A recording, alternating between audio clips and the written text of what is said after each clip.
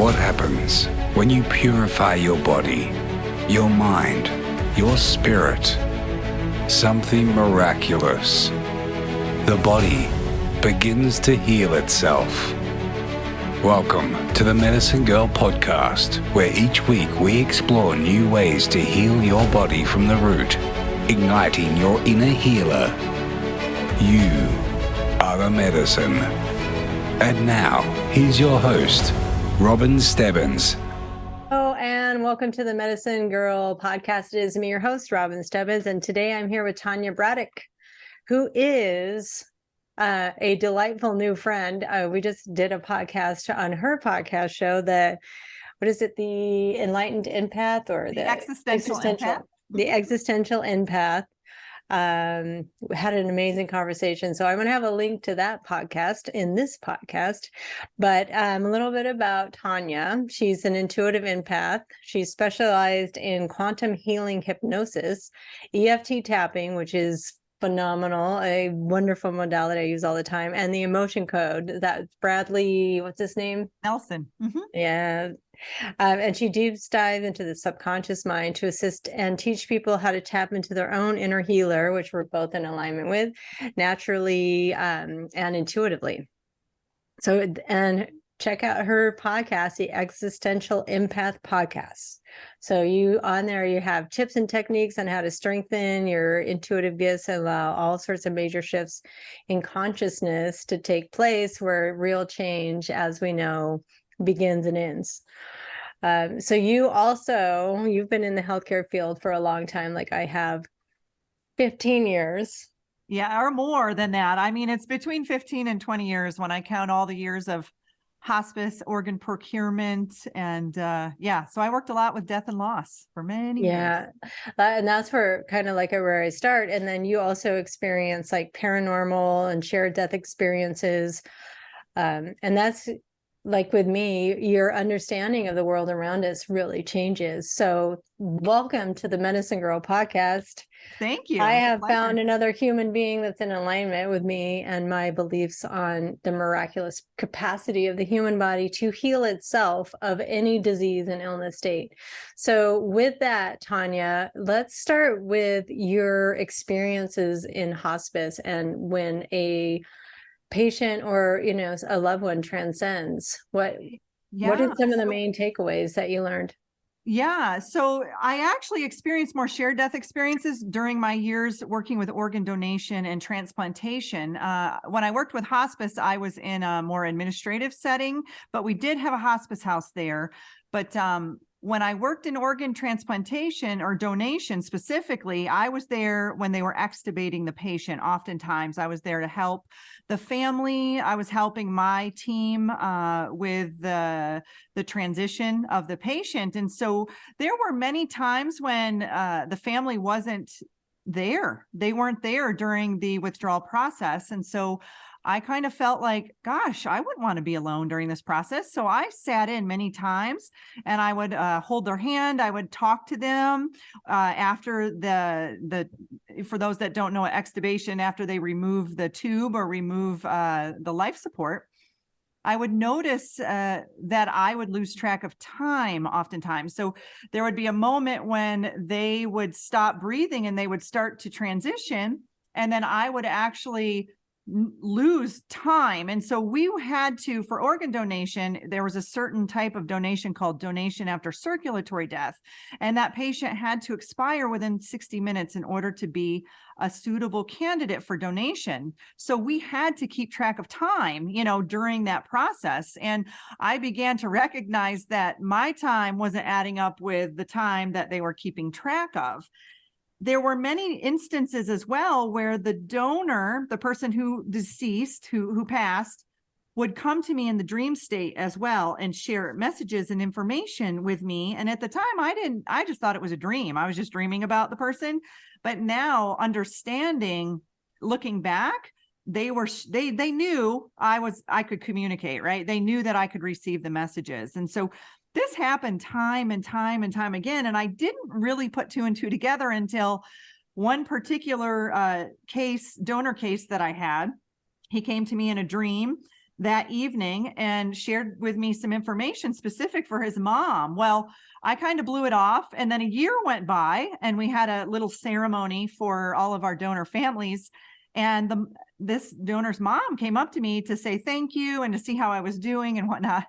Well, I said, I had a dream about your son that night, and I shared with her the dream, and you could see her jaw drop and her eyes got big. And she says, Tonia, that's the information I was looking for. It had something to do with a key and the location of it. And I don't even remember specifics now, but because it was so long ago, but it was some information that had come to me in the dream that I shared with her a year later that was valuable to her. And so at that moment, it was like this aha moment for me, like, am I the donor whisperer? Like, what just happened right now? So, and I'm sure you may have had some of these experiences working in hospice, but I was around death more than I was around living people.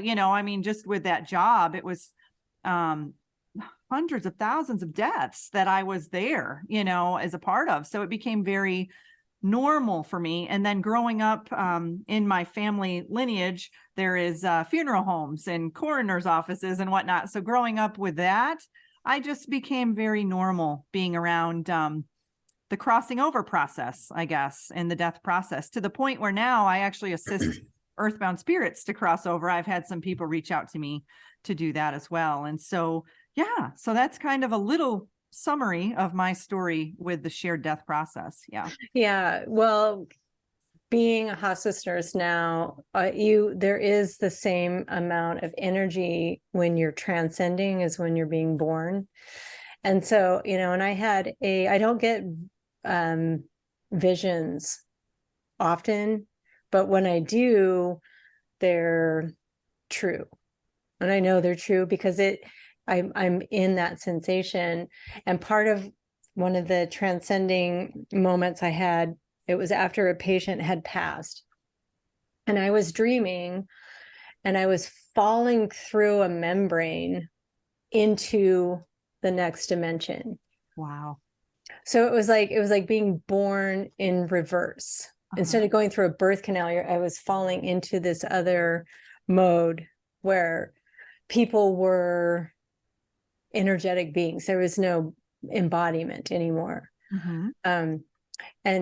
And in that, what I would see and what I would connect with my hospice patients as they would transcend, they would come energetically to my house as an expression of gratitude. Oh, just to, is there any spiritual chores around the house that need doing, that kind of thing. And it became so normal, commonplace that it's like, well, let's see what I could have you do. It's like a friend coming over that just loves to stay busy and like, well, I could, you could clean out my sink if you wanted to, or something like that. But, and then there are some ones that have bigger messages, but sometimes it's just the person was ready. There wasn't a lot to do. Sometimes I'll connect with them when, I call it the hallway, as they're transcending. And this is when they're in the last stages of death. And the body's going to that rhythmic breathing. They'll sometimes go through this tunnel and they'll get stuck. And you have to forgive everyone that you needed to forgive. You have to make amends with people. You have to come to terms with everything that you've done in this life. And it's a forward motion as you're heading towards the light. And sometimes I'll help people just like take them by the hand and just explain, this is where we are right now. And to let the other people go that might be clinging on. Yeah. And that's powerful, to be there with someone. One thing that I would always express to people is give your loved ones permission to go. Oftentimes they'll hold on and they'll wait because they want to make sure that we're here on the earthly plane, that we are going to be okay without them. And, another really weird phenomenon that I used to see often. So I worked a lot in the intensive care units and the emergency departments. And another very strange thing that I would witness with my own physical eyes, or my third eye, it could be, I don't know, was when people were being resuscitated, I was seeing a certain texture or a mist leave them. And then when they would be resuscitated and come back after the code, I would see something different come in, like a different color, different texture. So I started learning about soul exchanges and walk-in souls, and how, I guess Dolores Cannon kind of talked about this. She says, why give up a very good, human body, to go through the death process when you can have a soul leave and then another soul kind of come in, or another aspect of you leave and come in. And I've had this talk with some people before. This one guy particularly, he said when he turned 50 years old, he was a different person. He said he just went to bed one day and woke up and he was totally different. And so there's this whole concept of soul exchange that can take place. And oftentimes this could happen at hospice if that patient isn't to the point where their body is starting to not function properly. But it happens a lot in hospitals because that's where the vessel is more open, I guess, to receive. And so I've had people tell me that they actually witnessed this with a family member, and they witnessed the person was completely different, and so this is a really interesting topic of discussion. And I think I actually did a show on this about when we're going through our awakening, we could have these walk-ins come in, and these walk-ins are actually higher versions of us. And this happened to me on my 40th birthday. I remember going to dinner with all of my friends and having a beautiful time. I remember looking around, I had maybe 10 or 15 people there, and I thought, wow, I have a lot of friends, this is amazing. But then I got home that night and I just started crying, and it was like I was grieving who that person was. And then the next morning I woke up, and then that's when I started my podcast, and I started really just very focused on what my mission was and what my goal is for this earthly life. And I haven't looked back since, but I could remember my memories, but I did feel different in my body. I felt like maybe more of my higher self had anchored in, or a higher frequency version of myself had come in. But I think there's different levels to this walk-in concept. Yeah. And I didn't know if you had ever really experienced this or even heard of it before. Well, no, I actually have heard of it because my mom is convinced my sister was a walk-in. Really? Yeah, she have knows a personal for sure. experience with it potentially. Yeah. And she said my sister was completely different, and I know my sister is completely different because I remember her. She was this little no matter girl, and she never got mad at me for anything. I would just be like, "Oh, Randy, I accidentally threw your Barbie in the ditch and she drowned." She's like, "Oh, no matter, it's fine. I can get another one." That kind of thing. And then after that was contentious and combative, and definitely not a no matter girl. And now she's a social law attorney and knows everything about everything. Completely different. So, but it's interesting also, like when you do transplants, to kind of do a little sideways trail on that, you can pick up the frequency. Let's say it's a heart transplant or a liver transplant. You can pick up the personal traits of the person 100% that you have taken that donor organ from. Yeah. Had I known, I would have written a book. Had I known, because I worked at the support groups for the transplant recipients. So I would hear everybody's story about, wow. I had this one guy, he was in his mid-50s, and he received a heart transplant from a young girl, but he didn't know who the donor was. He just knew they were 15 years old. He didn't know if it was a male or female. Well, he said a few days after he got his heart transplant, he just started loving the color pink, to the point where he was buying shirts that had the color pink. Well, time goes on, and it all lined up where he could meet the donor family. And so he went to the donor family's house, and they showed him the 15-year-old girl's room where he received her heart, and it was all pink. Everything was pink. So we ended up calling him Pinky, and we would go to the high schools and talk about donation. But that was just one story. I mean, there were so many, and there is an imprint. I did a show with Tina Irwin on this. She had her brother received a kidney or donated a kidney. I can't remember, one or the other, but she said she noticed some really strange energy around him when this happened. And so she wrote a book that actually has a prayer in it specifically for organ donors, because, when people pass on too, especially if it's a tragic way of passing, they'll often get trapped in the hospital, or they'll get trapped at the location, maybe a car accident, because they get so thrown out of their body so quickly that they don't even really recognize that they've passed. So they almost are in that transitionary limbo stage. And so she started to recognize this with her brother. She noticed such a difference in him. I think it was he received a transplant. She noticed such a difference in him that she actually cleared his kidney and he went back to being his normal self. So there was an energetic imprint on that organ, still holding on to the donor. And that imprint is still holding a piece of the donor here. So she felt so compelled. She wrote a book about it, and it's called the Crossing Over Prayer Book. And I've used it several times for earthbound spirits, but she has specific sections in there for organ donation and transplantation, which is fascinating. It is so fascinating. And I think it really points, Tonia, to how much we don't know. I know. And how much, that we can explore in this realm, because we are simply energy and frequency.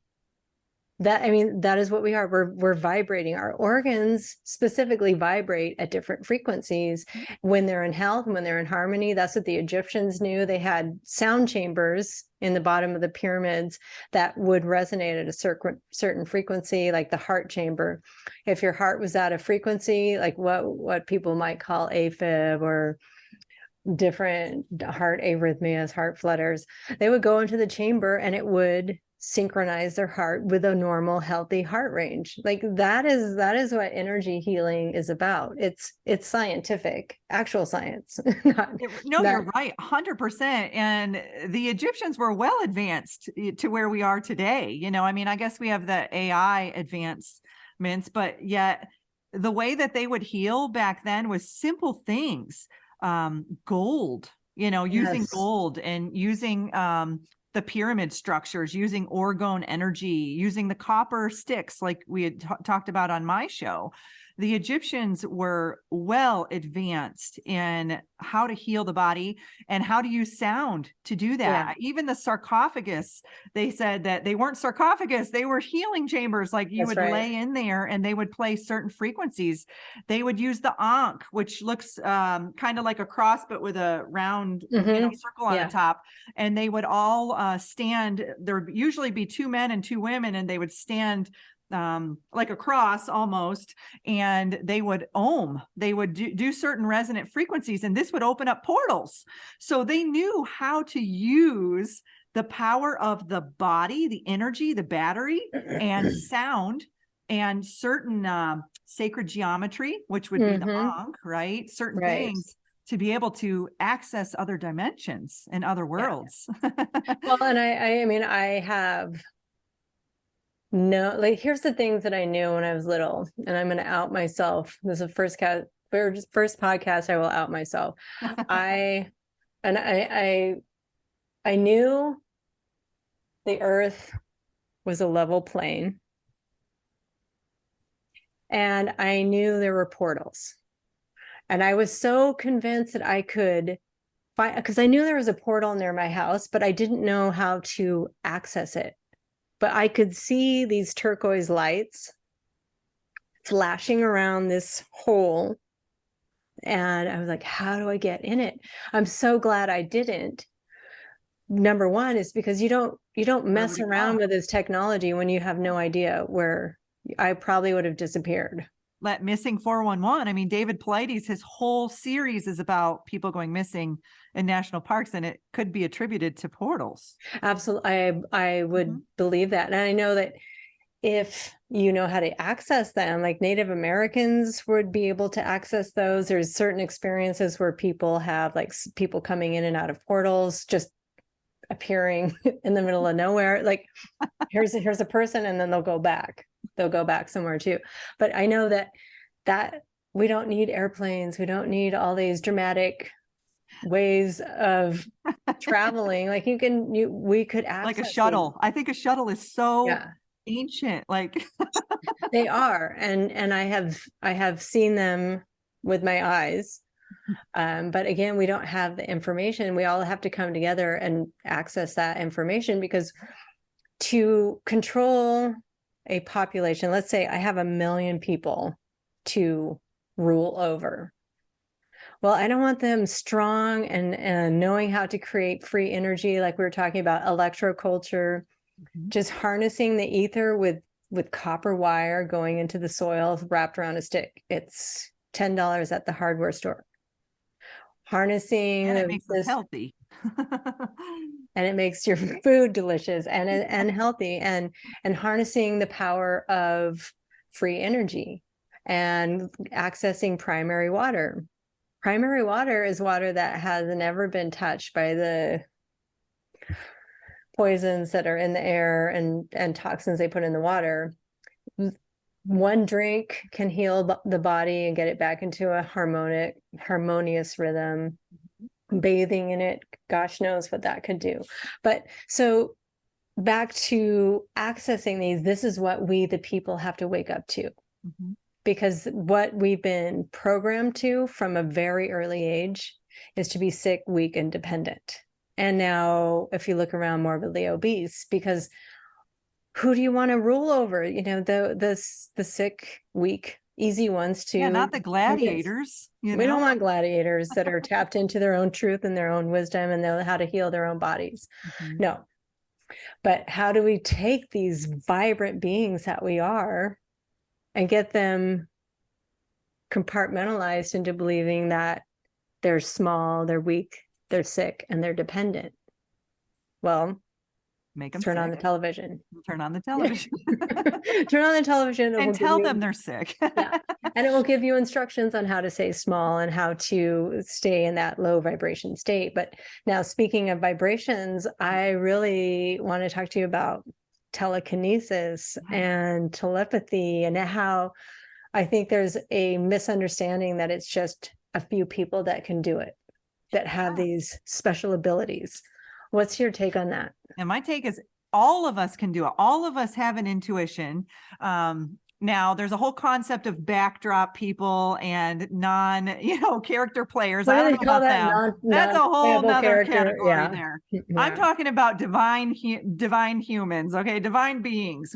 We all have this ability to tap into our intuition.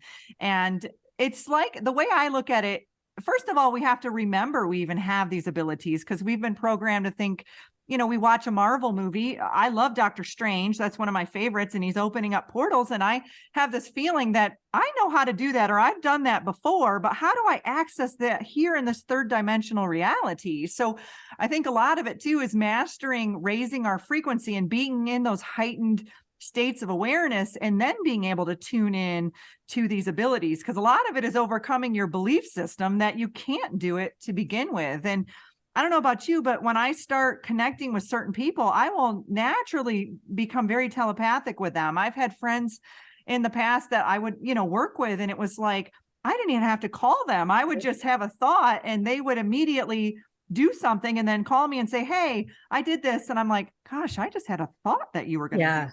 Right. So sometimes we're doing it naturally. We just don't even recognize that we're doing it. When I did my remote viewing class, they taught us how to bend spoons with our mind. And at first I had a hard time with it. I was like, this isn't working.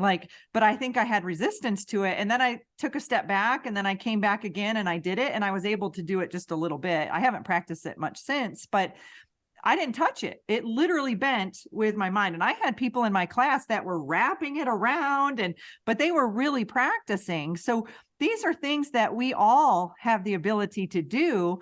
And it's really fun to get together in groups and practice, groups of like-minded individuals, because if you have 5 believers and 1 non-believer, it can really kind of skew the energy a little bit. Yes. But if all of you get together and you're like, we can do this, then it just really amplifies it. Oh, that's such a good point. And, before we go on to more of the telepathy, but when you are around like-minded people, it does raise your vibration. It raises your frequency, as does theirs. So you will create something that has never been created before. It's not, to get around and crochet and just become good crocheters, because that's finite. What you're dealing with then is some sky medicine, meaning there's no ceiling to it. There's no limit to it. It goes on infinitely, your potential. And that's what I love playing in. Like, hey, why don't we just figure out, like, let's all get together, figure out how to open a portal and how to navigate properly. A positive portal. A positive portal, how to navigate properly so that we can get home to our families. And not be somewhere out in, the 26th dimension somewhere. Like, okay, that was great. We got here, but how do we get back home? That's like Stargate or SG5 or whatever that's 9 or whatever that show is. That's what they do. And then they're like, how do I get back? I'm like, yeah, I don't not know. my reality. Well, and they have the pine cone and the satchel, like the different carvings from around the world. There's one in Peru, there's one in Easter Island. They all have that pine cone. Pine cone could be the pineal gland. The satchel could be like how you get back home from the portal. Who knows? Well, But there's it's fun a to play with staff. these If you ideas. think about back in ancient times, they all had a staff. Okay. So Moses parted the seas with a staff. You look at the Egyptians, many of them, even the dog-headed Anubis holding a staff, so there is something, even with your gardening, when you said there was a staff or a piece of wood wrapped in copper, and add a crystal on top of that, you have a device, you have a training wheel, like we talked about in my, on my show, but you have a device that can assist. Look at Merlin, right? Look at the wizards. Yeah. They all had a staff. Now you're making me want to go, because I have so many sticks wrapped in copper, and I want to double helix them to see if that changes the energy. And now I want to add, because I have all sorts of crystals that just find me. One set of crystals was this physician wanted me to plant crystals up and down the sun and moon pyramids in Mexico. But I only got to the sun pyramid because we had just gone to the sun, and we didn't know you had to walk to the moon. We thought we had to walk all the way back. And by the time we got to the moon, they closed the park. Oh. But it was meant to be, because I came home with all the moon pyramid rocks, and they are meant to be here. I can tell. Yeah, you'll feel that. They'll speak to you for sure. When I was in Crater Lake, I was in Oregon, and I was there all by myself. It was during lockdown, and of course I was bucking the system, so I went to all these national parks and by myself and had a grand old time. But I'm a grid worker. That's one of the things I do. I activate the land. I've done it for many past lives, and I'll see images, very hieroglyphic looking images in my mind. Oftentimes I'll write them down, I'll draw them out, I leave them there in the land and add some quartz crystal to them. These are things that I've just been, my body tells me to do. And then I'll speak some words will come out that they sound very foreign, and I feel a frequency. Sometimes I get elated, sometimes I cry, but these are things that I was guided to do in Crater Lake. I was guided to bring a rock, back with me. And usually I always ask, is this, is this okay? Because I don't want to take something that I'm not supposed to be taking. But I think the earth knows who the grid workers are, who the light workers are, who's here to help and assist her, Well, I like that you said that, because this physician, his name's Dr. Fred Grover. I did a podcast with him, but he was called to plant crystals all around the world, and he's creating the grid. And then recently I realized I'm a grid worker connecting humans. Ooh, so I light up humans inside, and we're all now connected. So I'm creating a grid of living people, and you guys are creating more of the earth grid. We're all connected. We all need all of these activators. But it's so interesting to feel that, because I know, like, when I don't think they can lower your vibration. I think as you do better, they do better. And I have seen that physically over and over and over. So it cannot be coincidence. You can only lower your vibration if you allow yourself to lower your vibration, right? We have the power to hold our frequency. And I think as light workers, starseeds, whatever terminology you use, we're here to learn how to maintain our frequency. And I've been learning that. I know I've been learning to master that. It's like, okay, when I'm alone, I'm here, I'm doing awesome. But then I get out in public and I'm like, ooh, I feel a little drained. Nope. I'm bringing my frequency right back up. They're going to have to level up to my frequency. I'm not going to lower myself and be drained, by that. That's right. Working in healthcare, that was a time in my life where I didn't realize that even what energy was. But once I started learning it, it's like, oh no, I'm powerful. Yeah. My aura can blast people. Thank you for saying that, Tonia, because when you are lit up in your authenticity, in your truth, and we're all different, we all have our own different special talents, but you are unstoppable. And I would wager to say that one person lit in their power could create the whole energy around everything that's happening. They could harmonize this planet, this energy, this earth. They could raise the vibration.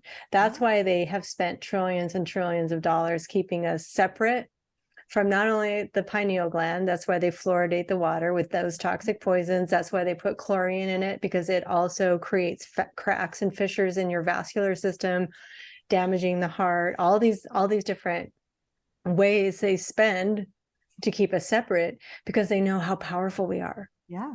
And when we start to know it, and you start to light up, and you're planning your crystal grids, and I'm, speaking to people all different walks of life, like from, the bottom to the top, and but showing love and compassion, and especially when they're crossing over, and they're just as equally powerful on the other side. Yeah. And they can assist us too. I tapped into that when my grandmother passed away. I'm like, all right, Grandma, seriously, I need your help today. I need you to show up, and I need you to be here. And boom. So it's like they're waiting for us just to say, hey, we need a little guidance here. I need a little help, because I've got to interrupt you, because I've got to get this out before I forget. But my dad passed away in 1999, and I had one dream about him. It was about a year ago. And I knew that he had come in, but it was strange in the dream, because I was hugging him, and I never hugged my dad ever. And so I pulled away a little. I said, "Is this really you?" And he said, "Yes, but it's not the me that you remember." And so I knew it was him. And I was like, this was right after the lockdowns. And I said, "Can you help us?" Because I'm like, we're in trouble here. And I was just so elated. Like, I've connected with someone on the other side. Like, this is gold. And he said, "Yes." And then a long pause, "But you wouldn't want me to." And the message after that was, because you guys have to do it yourself. Mm-hmm. It would just be more disaster, more savior complex. Again, we've been programmed, Tonia, from birth, superhero movies and knight in shining armor coming in to rescue. Is like, it's the savior. We've been programmed to wait for that savior. It's us. It is us. And I love that you brought that up, because people will say, my spirit guide, my Arcturian self, my Pleiadian guide. That's you. That's you in another frequency. My grandmother on the other side is me in another frequency, in a parallel reality, in another universe, so yes, I love that, because it's all us. We're living in a hologram right now. Like, I've got the sun blazing in on me. I look like I'm a hologram. You really look like you're in a hologram. But yeah, so it's like, when I receive guidance from the other side, I know it's me. It's like, hey, Tonia, from, at this frequency, who's well off into the future, thank you for assisting me in this third dimensional reality right now. Because but that's it. Because then when you understand that that's you, you're not putting them above you and creating a hierarchy, like I see a lot of people do in a false way. Like, oh, let me just check with my psychic on that, or let me just talk to my spirit guides. They're not above you. They are you. Yeah. They're a fractal. We're all fractals, right? It's the microcosm to the macrocosm. So we're just a little tiny fractal here in these human bodies right now. And it's funny, because I think when I talked about having that walk-in when I was 40, another aspect of me stepped in, another higher frequency aspect of me stepped in. And my, more, I don't even like to use the word high vibe, low vibe. It's more expanded or contracted. Yeah. I don't know. I still am even starting to move out of that, because high vibe, low vibe sounds like tearing, right? Yeah. Yeah. And that's how we've been programmed to believe, but it's just it's a different frequency. It's a different vibration. I believe that we are creating new vibrations that have never been heard before. That's why we're here. We're not here just to relearn things. And, I think we've become a world of parrots. And if you just go on social media, it's meme after meme after meme, this person saying this, or now it's voices saying these, poetic words and prophetic words and poetry. I want to hear what you have to say. What is your original thought? Yeah. What can we come up with together for vibrating in a different frequency? Yeah. And focus on that. There's so many people that are stuck in the reality of what's going on right now based off of the news. I mean, I guess you could say that's one person's reality is what they watch in the news. And my reality is very different. Yeah. My whole reality, even during the pandemic, was very different. I was living my best life. I mean, others were losing their stuff. And I was just like, woohoo, I'm traveling, so it's really based off of your own perception and your own perspective. And we have the choice to create that reality within our thoughts and with our emotion and our belief systems, right? It's like you can choose to be living in fear and sitting in front of the television and being afraid to go outside, or you can choose to shut off the television and say, no, I'm going to go outside and enjoy nature and feel amazing, you know? So we all have a choice. And I've had people say, that's ridiculous. I didn't have a choice to, that my dad died, when I was 5, or I didn't have a choice, that I married a narcissist, or I didn't have a choice, whatever. But we all go through these to experience what we talked about earlier is duality and contrast, right? That's it. The duality, and we had mentioned that earlier on your podcast, but you can't have the positive without the negative. You can't have the yin without the yang, the shadow without the light. They're both one of the same. So you can't say, I love the light and hate the shadow, because it's one of the same. You don't have a one-sided coin. So as we're moving through, this spiritual realm, and we want to tap into our divine light, like, give us some pointers of how you would even start doing that to somebody that say that they've been just watching the TV and they're sick of it. They're like, okay, I'm done. Yeah. First thing is turn off the television and go outside into nature. I think that's the easiest thing you can do is get outside, leave your cell phone home, turn off the news, go for a walk. I think that's one of the easiest things that you can do to raise your frequency. Yeah. Right. Yeah. Spend some time in nature. Well, okay. So I want to just hammer that point home. The television, it's not just what you're seeing. It is, and they will always tell you what it is. It's a tell, lie, vision. So what you're seeing is they are telling you a lie to your vision, so that what you're seeing on this screen, you're told to believe. And then it is programming. So it's tell, lie, vision programming. It is programming you in ways that you are not aware of, subliminally. The frequency of the television, the frequency of the images, the sound vibrations, and whatever it is that we're not seeing, because they have spent trillions of dollars to figure out how to program us subliminally. Yeah, so, this dates way back to MK Ultra. It dates way back to the CIA, practicing on people doing this. I'm convinced. I have a friend who was a Marine, and she has large amounts of missing time where she doesn't know how she got from Japan to the States. She remembers being in locked in a cell with some people, and then seeing people being carried out with blood on them. She doesn't remember how that happened, so I personally believe a lot of these things have been practiced on our poor veterans, and they have signed up to think that they're fighting for our country, but in reality, they've signed up to be lab rats. And it's really sad, because this dates way back Yeah. So my dad remembers the first time television came out and how exciting it was, Yeah. and you think that it was new and it was exciting. And back then it was black and white, Mm-hmm. and now it's like, you can't even tell.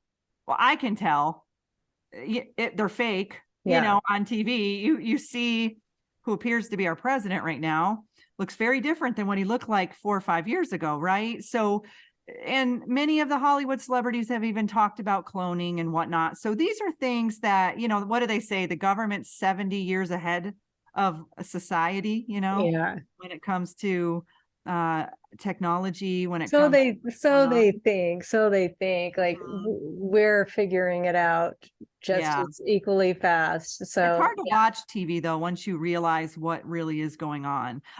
I was advertising PR major, so I had to take classes where we had to literally go find print ads and magazines and find subliminal content.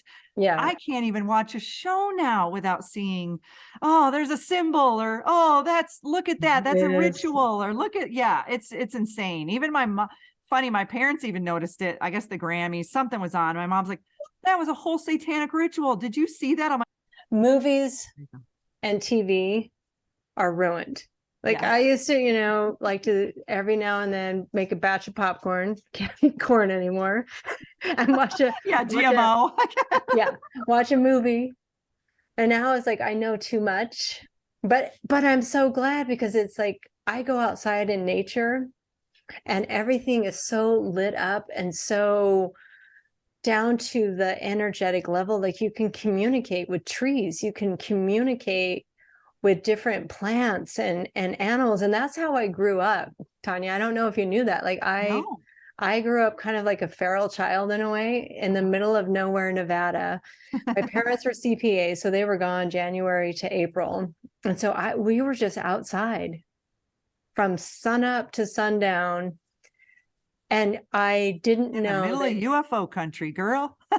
Well, but I didn't know that other people didn't talk to plants. And like the mountains would tell me bedtime stories. Like we had this wonderful relationship. And so I'd asked my friends, like, well, what do your mountains tell you when they put you to bed? And they're like, what are you talking about? Like, what do plants say to you? Here's what they tell me. Yeah, Robin, I had that too. I grew up talking to animals and I thought it was normal. And I would go to school and tell my friends what the bird told me and what the squirrel told me. And they're like, what are you talking about? And I'm like, oh, I guess this isn't normal. You're like, oops. Okay, I want friends. You're the weird girl who talks to the squirrel. I'm like, oh, I don't want to be the weird girl who talks to the squirrel. And that's how we get shut down. Mm-hmm. And that's why, these kids I think they're so taught from such an early age to be distracted on these devices, so that it's a Trojan horse. We didn't realize it. Mm-hmm. I don't think any of us really realized the magnitude of these devices and how they've infiltrated. And, your open camera will record. They have. I'm sure my phone's recording us right now. Sure. They are. Yeah. I'll have some ads later. Sure. Which I got to say, like, I'm so grateful that I'm still alive. Like, I have never censored what I say, and I must have, some. Hey, we have protection. I know. I do that. I'll call in my higher self. I have massive protection. I'm here to spread the light, and I don't need the darkness coming at me. Yeah. No, and I believe I'm invisible, and I tested that out during the grocery stores lockdown and their masking. Mm-hmm. I wouldn't wear a mask because I'm not restricting my breathing based on nonsense. And so I would go in, but at first it was like, hey, you can't come in here without a mask. And I would just ignore them and walk on. They're pretty docile. But then I did this technique where I went in the store, no mask, and I didn't want to deal with anyone. So it was like I was going down an escalator in the store. It was a 1-story floor store, but I went down in the escalator in my vibration. No one saw me. Mm-hmm. I went through the self-checkout, like no one raised an eyebrow. And here I am, I'm 5'9", wearing my vibrant clothes. Like I stand out. No one even glanced at me. Yeah, No it's one because said, you no were in one a said a different word. frequency, and we can do that. That happened to me. A friend and I were walking into a grocery store. We never masked. We almost got hit by a car. Like, it was like, did they not even see us? Because I felt as if we were in another, like a parallel reality Yes. or another frequency. And it was funny because I had the same thing happen where we went in. A friend and I said, don't put your mask on, we're going in. We had a full-on conversation with the ladies. And when we went to walk out, she goes, you didn't have your mask on the whole time. And we're like, bye, like, so we raised the frequency Yes. at that moment to the point where it got them out of the programming, Yes. Mhm. And when you go in with heart frequency, with compassion, with love, they won't notice Mm-mm. the separation. You become them. They are connected to you. They love you as you are sending them love. And it's this receiving and sending of love. I think that's honestly, Tonia, how we step our way through it. I do too, through the maze of the video game. Yes. Through the maze of the video game. It's like what I call people like you and me, I call us pure hearts. Mhm. Meaning my heart is pure. I will do this whether I make a dime or it costs me money. I live to see other people light up. Mhm. And not to the point where I'm forcing them to light up, but if you're needing any assistance, like I'll be the Florence Nightingale, in the dark night with my lantern, like, here's the trail. Follow me. Come on. And you might see some fairies and some Sasquatch and some really fun stuff along the way. Right. Exactly. But just to be, got my hand on your back. You've got to walk the trail. You got to hike up those scary, dark places, but I'll be here with you. I've got my lantern and a warm blanket and a can-do attitude. Yeah. And that's amazing. And I feel like many of us, we're paving new paths. We've got our machete out there and we are hacking it through an area that has never been trudged on before. And not everybody is capable of doing that. It's like many of us are stepping up and saying, like you and we're stepping up and saying, hey, pill popping isn't the best option, right? Yeah. We've got other ways that we can teach you how to heal within. We can teach you how to tap into your own inner healer and do things utilizing, plants in their organic form and eating fruits and veggies and how to raise the frequency. And there's so many things that, many people would be like, what? I didn't even know that existed. But yet we're paving a new path. Yeah. For that.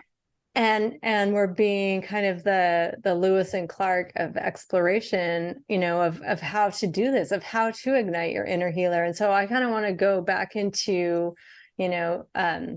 telekinesis and those modalities, but what just keep getting hammered over the head.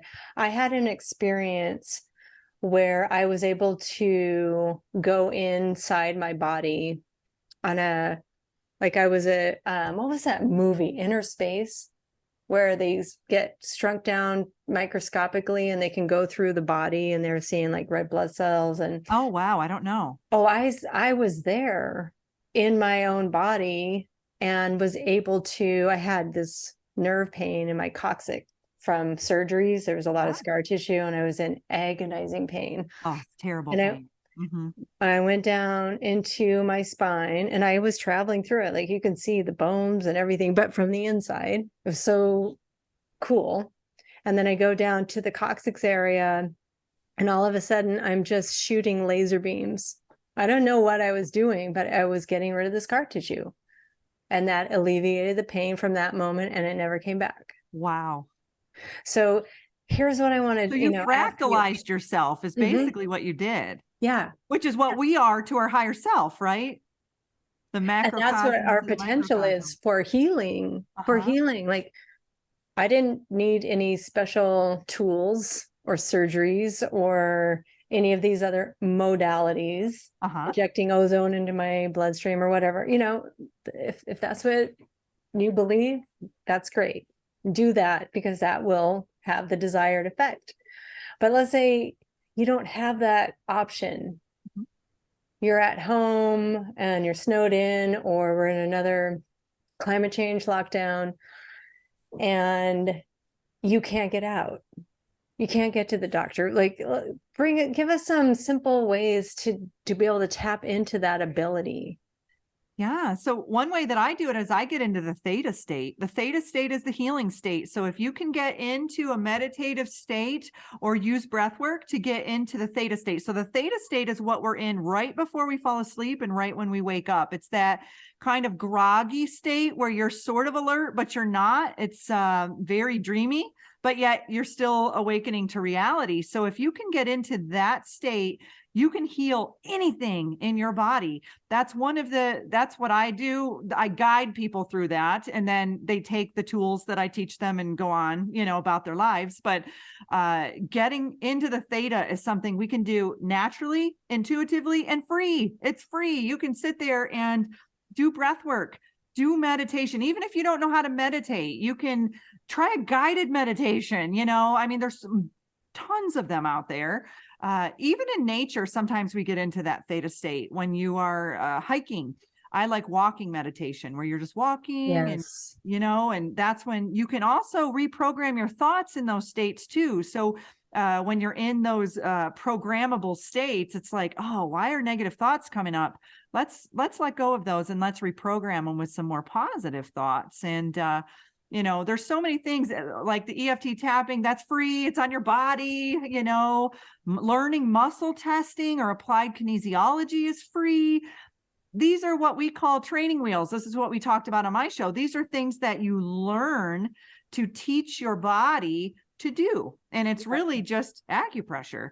But what you're doing is you're combining both hemispheres of the brain and resetting the program, in the brain. So those are very simple things that you can do that are free. Yeah.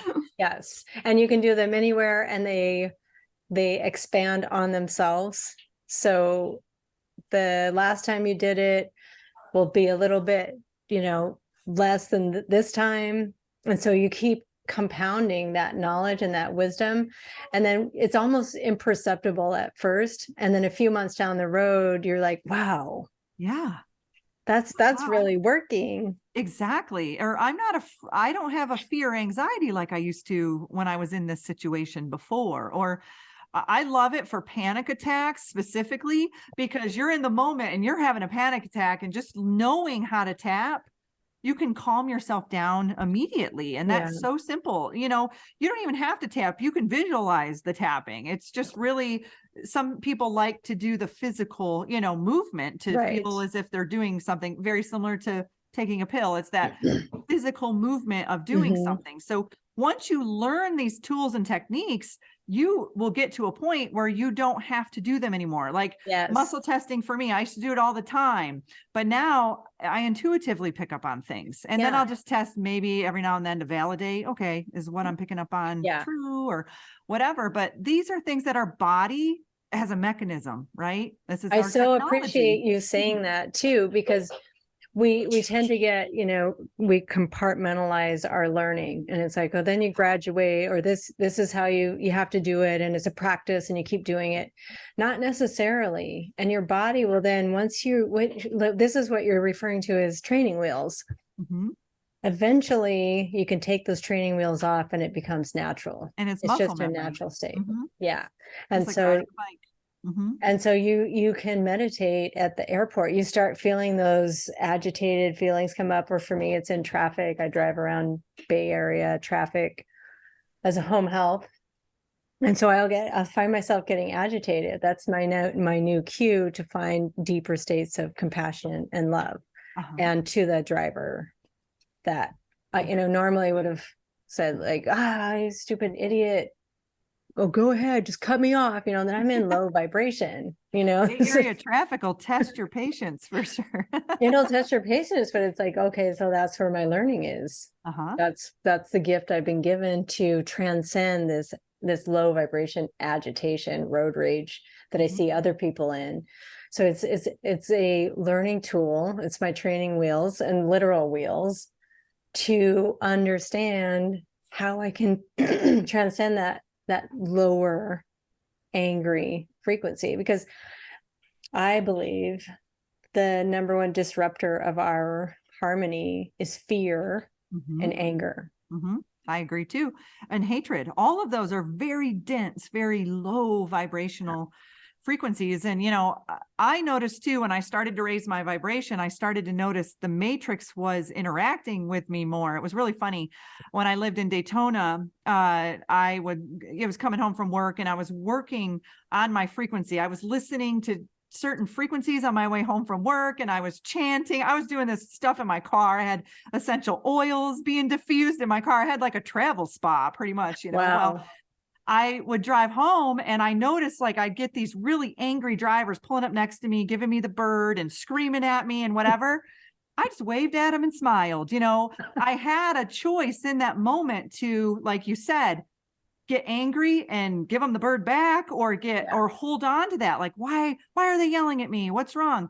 I just smiled and moved on. It was like the universe was testing me. Like, are you able to hold your frequency in these moments? And I think as we raise our vibration, or we expand our vibration, whatever terminology we want to use, I like expand.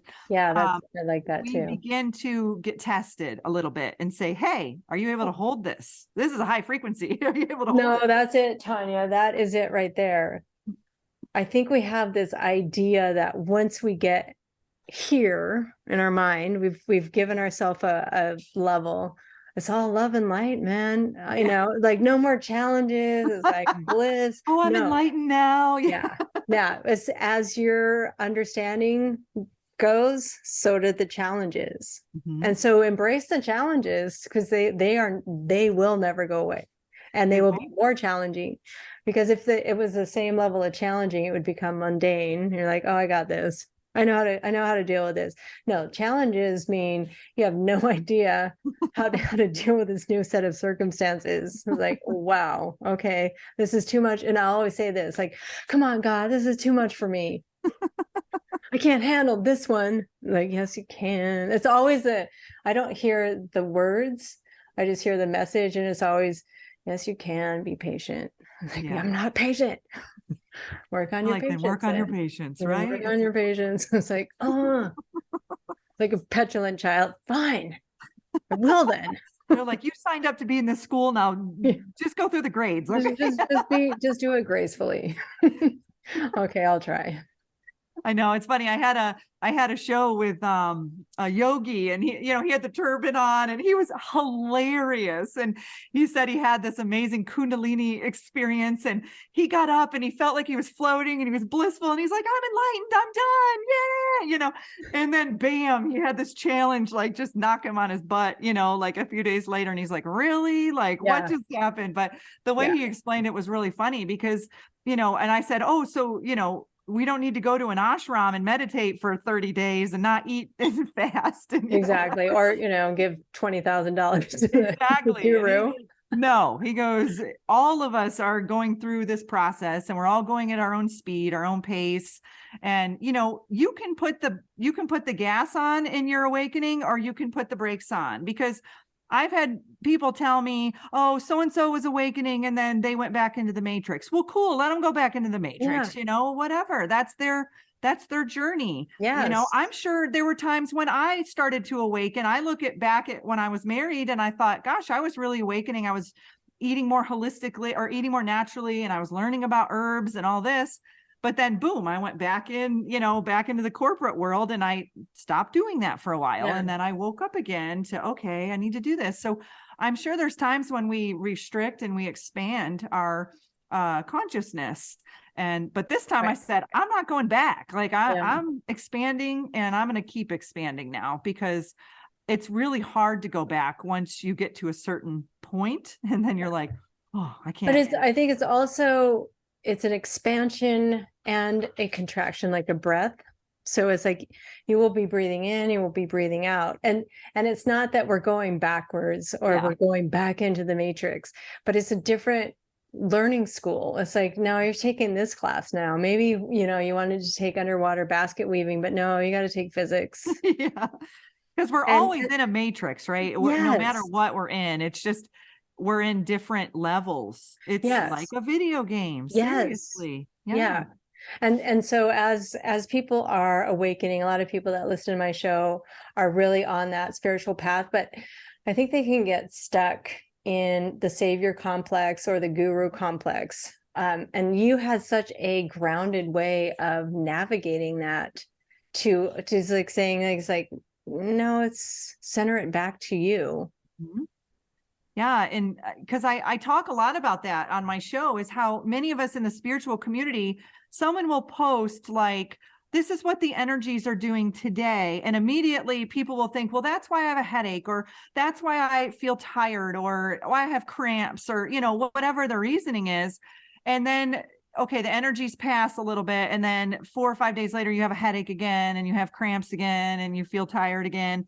It's because you're looking externally at something. I'm not saying the energies aren't amping up. I'm not saying the Schumann is doing what the Schumann's doing. But what I'm saying is, if you're putting all of your focus outside of you and saying the energy is what's making me feel this way, then you're giving your power away, you know? So bringing it back within and saying, okay, I have a headache. What is going on? Is this an emotional thing? Is this a limited belief? Is this physical? Do I need to do a detox? You know, what is going on with me? Is this energetic? How do I figure this out?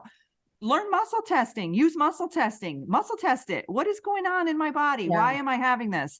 Don't blame it on the full moon. Don't blame it on an M-class solar flare. Don't blame it on the rain. Milli Vanilli. I mean, come on. It's like, look within you, you know, look within you and say, okay, this could be an old belief system that I'm holding on to. Maybe I'm being stubborn. Maybe that's why I have a headache, because I'm not letting go of something. You know, just turn your focus from outside of you to inside of you. And that's where you talk a lot about this, you know? Yeah. And that's where the healer. The only answers will come from within 100% of the time. And if they're coming external, you're being programmed in one way or another in what to do about your body. Mm-hmm. Don't ever allow someone to have that authority over you. No, because they don't know. They have no idea. And what I hear, especially in the awakening community, that just drives me crazy. It's like, let's go with a headache thing. Like, hey, I have a headache. Put some methyl blue on, you know, breathe in some hydrogen peroxide. It's like, that's the paradigm. You guys are still in the zeitgeist. Stop. Why do I have a headache? Yeah. What are the factors that have led up to this headache? That's it. Figure that out. Stop it's trying to band-aid it or put a mask on it is really what it's trying to do. It's like stop the symptoms. And there's a woman, I think her name's Cassie Huckabee. I'll put a link to her because she's like us. She gets it. She tells people over and over and over, symptoms are the body healing. Which is all well and good if, you know, we can see like the exudate coming out of my nose. Okay, that's the body healing. It's getting rid of something or throwing up. But when you go to things like low thyroid, hypothyroidism is a sign of the body healing. We want to treat everything, drug it, get it back up to your normal levels, instead of allow the body to go through this low thyroid, reduce the thyroid for whatever reason. We don't know, because we will never figure it out. It is way beyond. It is like trying to get a formula for God. It is. It's similar to a fever, you know, how we try to stop the fever immediately, but it's like your body is sweating. Your lymphatic system is removing toxins for a reason. Yeah. You know, it's making the different gated, like, I can't say cells anymore. I don't know that we're made up of cells, but it's releasing the structured water to be a little bit looser to get rid of the toxic waste that has built up and accumulated. And another example is smokers. If you smoke cigarettes, your body will go through a biannual shedding. So you'll have horrible mucus and blood coming out, coughing it up. It's mucus, But it's getting rid of all of it. It's getting rid of all the tar and the chemicals building up in the alveoli sacs. Well, what happens when you go to the doctor? Oh no, mucus, blood in the mucus. Here's some singular. We'll give you a drug to dry up the mucus and dry up the cough. and label you with whatever bronchitis and whatever label they want to give you, which are all nonsense. But what they do then is, instead of allowing the body to do its natural process, you have kept it in. And if you do that over time, over years, you now have lung cancer. Yeah. That's how people get lung cancer, not necessarily, I mean, the cigarettes, if it was raw organic tobacco, roll your own, I don't necessarily think you would get lung cancer, because the Catawbans don't, and they smoke like chimneys, and no incidence of lung cancer. But you're stopping the body's natural healing mechanism, even if you are damaging it with cigarette smoke. It has a way to get rid of it. We are such energetic beings. And another thing that they do is they cast spells, like we were talking about earlier. Like if you tell someone something bad is going to happen to them, you have 6 months to live, and they see you as an authority, you will believe you have 6 months to live, and you will likely die in 6 months. But the other part of it is true too. If you believe you can heal yourself, if you believe this medicine will heal you, you can absolutely heal yourself. Let me ask you this, because I've even thought of this too. People who believe so strongly in pharma drugs and they take that drug thinking it'll heal them, will that belief actually heal them? It has to be, they have to be in complete, absolute harmony with their body. And if they are, I don't think they would take that. Yeah. They would believe they needed to take a pharmaceutical. If it is an intention and a belief system, because I always look at both sides, because I'm like, Yeah, absolutely. And I have thought about this extensively. And I think the difference is, though, is that the doctor isn't saying this will cure you. This is a chronic disease. This is a chronic illness that will help alleviate some of the symptoms, but you will always have it. Whereas the other way of dealing with, like, you are the medicine, ignite your inner healer, is you have taken responsibility to be healthy, to be well, to be free of disease. Most people that I work with believe that they are their label, they are their diagnosis. And believe you me, when I say, do you want to heal from this cancer? 90% say no. I know, because it's their identity. They've identified with it. Sometimes they've gotten attention in their family for the first time ever, even if it's that smarmy sympathy, like, oh, you're going to die soon attention. They don't want to give it up. Yeah. They don't want to give up the labels.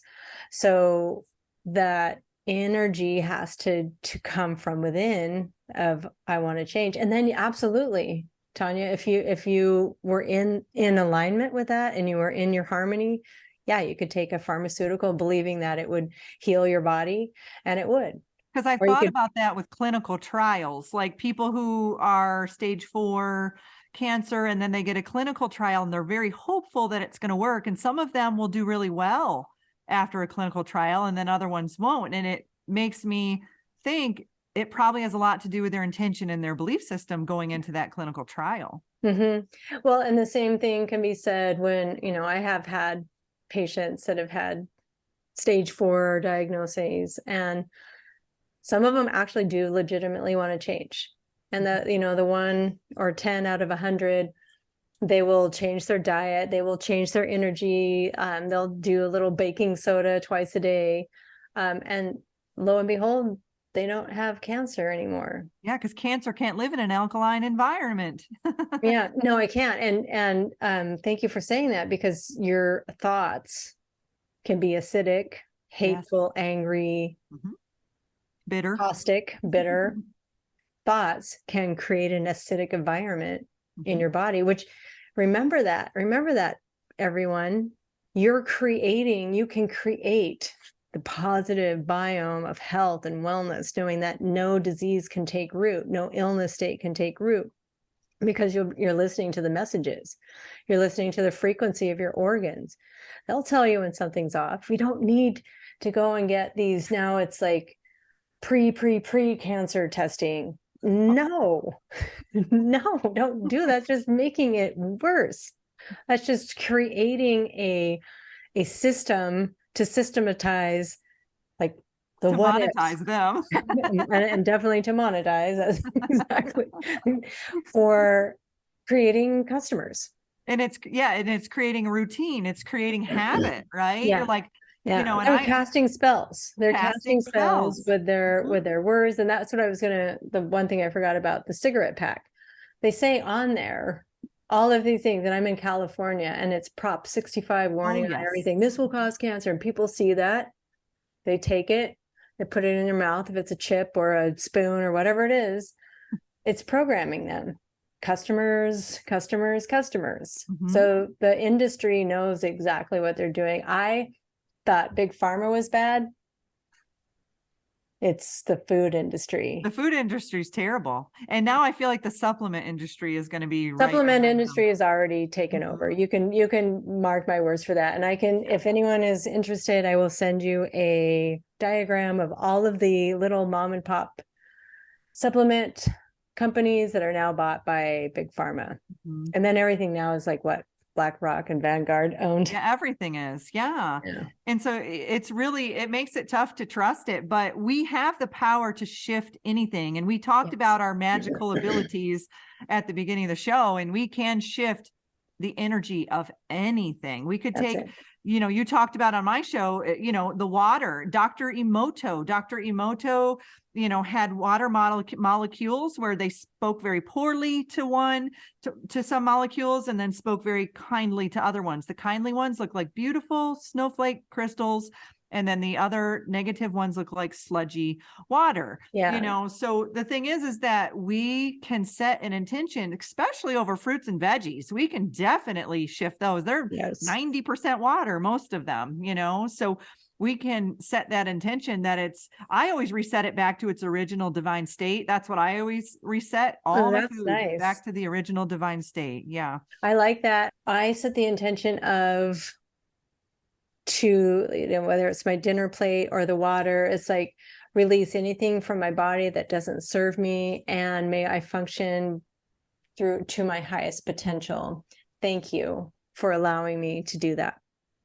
And it's like this interaction, and you can do that with anything. And look up, so Emoto's work is phenomenal. And then go one step more, Veda Austin's work with water is phenomenal.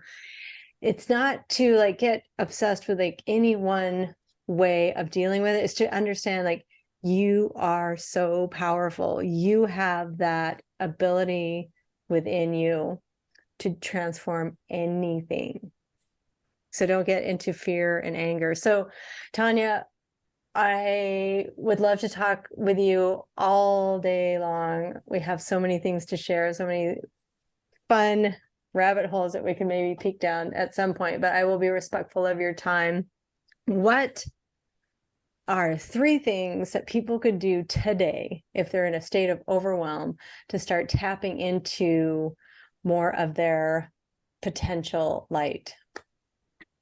Number 1, put down your cell phone, turn off the news, get outside, take a walk in nature, get off of the distractions. Yes. I think that's one of the things, because if you are in constant state of fight, flight, or freeze response, it's really difficult for you to be in a state of harmony, right? So just looking at ways that you can detach from distractions and looking at what the distractions are in your life.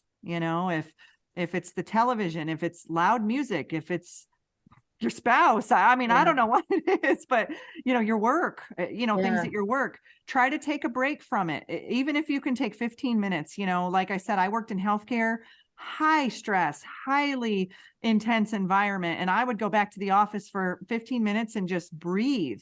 Another thing that's really easy is box breathing that you can do. Very simple. Breathe in through your nose for a count of 3 or 4 seconds, hold for 3 or 4 seconds, breathe out of your mouth for a count of 3 or 4, hold, and do that for maybe a minute or 2. That's something that will regulate your vagus nerve. It'll regulate your nervous system.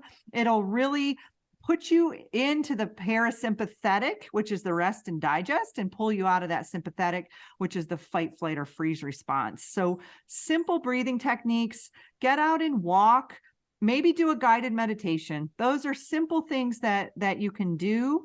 that don't take a lot of effort, you know.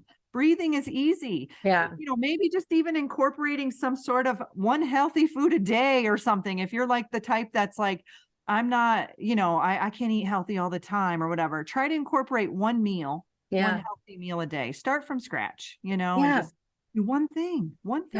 And pray into your food and give it that intention, and just start being more cognizant of what goes in and on your body. Yeah. And, you know, simple things, just visualizing your light expanding. I'll do that. There's a really nice meditation called Satanama. You can find it on YouTube. Satanama. What it's doing is it's resetting the neural pathways within your brain. So as you speak and you use your fingers, you'd be surprised at how many people can't do the fingers at the same time. So if you can get to a point where you do the fingers and say it, you're doing really well. I think it's like a 6 or 7 minute, but you say it, then you whisper it, and then you quiet and say it in your mind, and then you whisper it, and then you say it. But it changed my life. When I first started doing that, it really calmed the thoughts in my mind, because you're really trying to focus on doing the mudras, you know, and then speaking it. And it kind of, if you're in a state of chaotic thoughts, it's a really good meditation to do, because it takes you out of that fight, flight, or freeze response instantly. And you don't have to think, oh, I forgot my fingers are right here. Yeah.